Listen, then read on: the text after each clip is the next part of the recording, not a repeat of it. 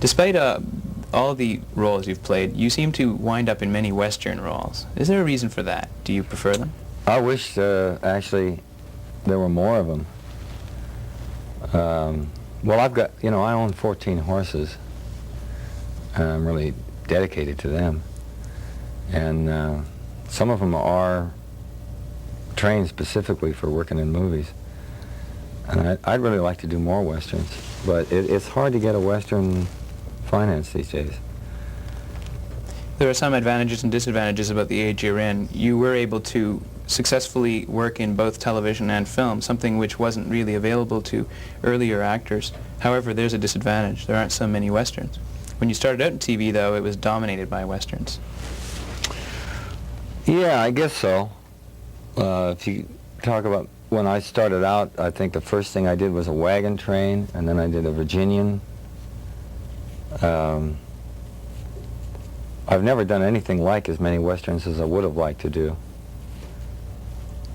But there's a fiction in the industry that people don't want to watch Westerns. And I don't think it's true, because I go all over, and everybody seems to wish there were more Westerns.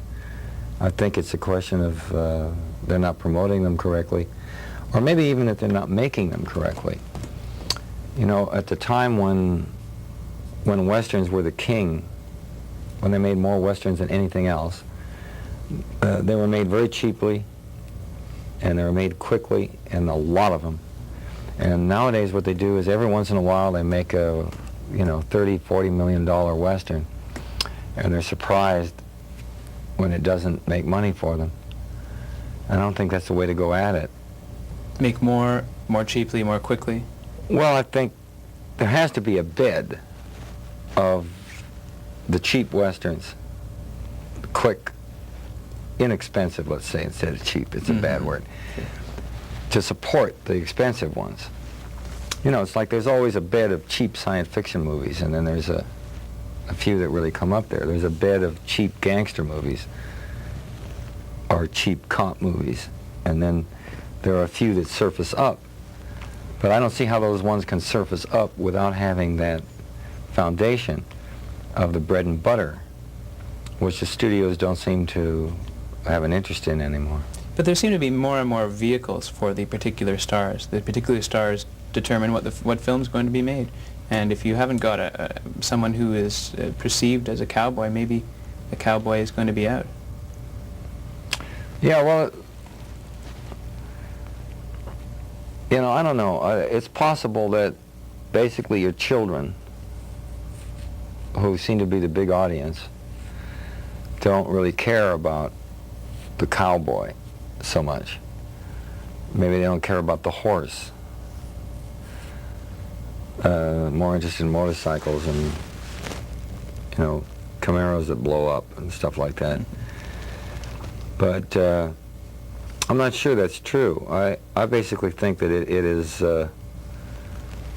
it's a mistake that the industry's making in their approach to things.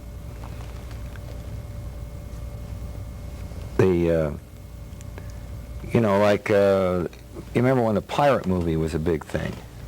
Sure. And recently we've had a couple of pirate movies, and none of them have worked very well.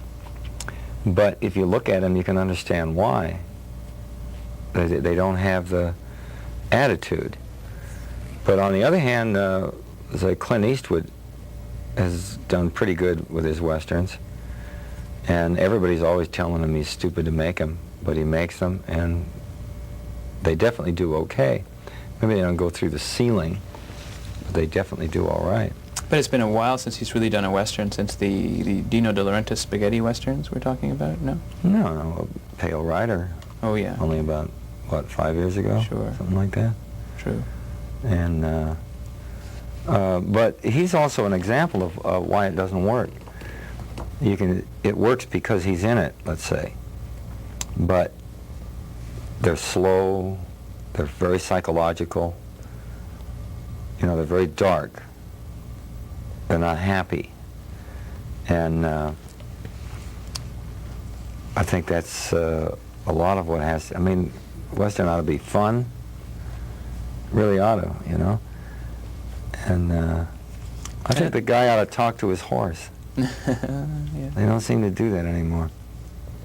Another time we were talking about the Long Riders. That was a film you did with, a lot of your brothers, the Keach brothers, Yeah. as well as some others, I guess. The Quaids, the Guests. Carradine's, Keach's, the Quaids, and the Guests. That was about it. James Whitmore Jr. And we had thought about having the Pinkertons be brothers, because they were, but we didn't do that. Did you have a lot of fun working on that film? Nothing but fun. 3.5 months of riding our horses, shooting off guns, hanging out with the brothers and getting drunk. That was what it was. You wore the same hat, I understand, from what I've read, that you wore in the Kung Fu series for the Long Riders. Is that true? I hate to... Burst my bubble? Yeah, but that was a lie I told.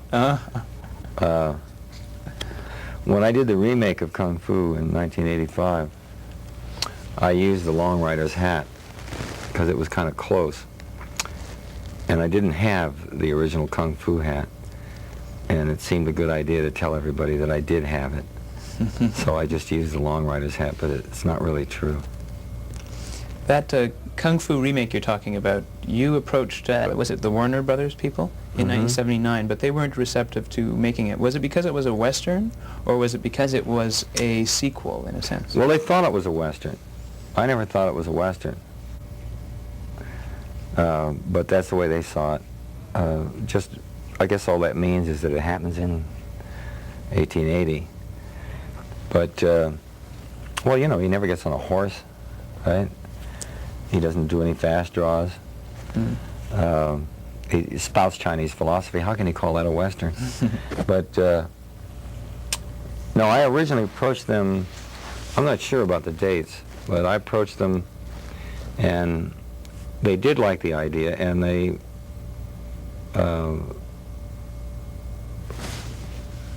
I collaborated with them in producing a screenplay for the big screen.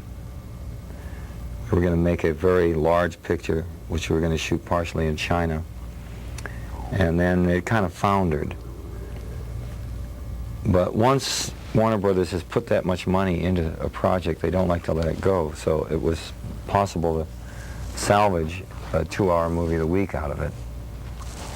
And we had to rewrite the script, make it suitable for television, and pull down the budget and everything. We obviously couldn't go to China.